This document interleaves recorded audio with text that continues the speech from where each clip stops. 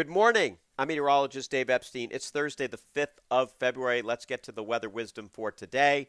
So, what do we got going on? Well, we have sunshine for today. Temperatures are going to be generally up near 30 degrees, similar to what we saw yesterday. Not a lot of wind. A nice day to get outside and enjoy. Overnight tonight, partly cloudy to mostly cloudy. Temperatures single digits to near 10. It's not going to be very warm, but nevertheless not quite as cold as we're going to see here over the upcoming weekend. Friday, we'll see clouds increasing, maybe a snow shower along the coast, upper 20s.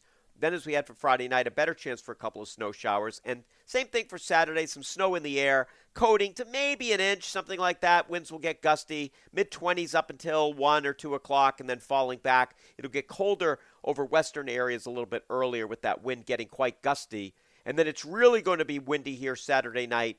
Temperatures near zero, the winds gusting up to 25, even 30 miles an hour. And on Sunday, wind chill values will be down in the minus 10 to minus 15 degree range with the actual temperature in the mid-teens. So I know the Patriots are playing, so many of you will just be inside getting ready for the Super Bowl anyway. But it's a cold day. If you want to go skiing, you'll definitely have to bundle up. The winds may not be strong enough to create lift holds, but it's going to be quite bitter on the ski slopes on Sunday. And then Monday, winds slacken, temperatures get to the 20s. Tuesday, we're up near 30, and then we get a little warmer the rest of the week. Have a great day, everybody.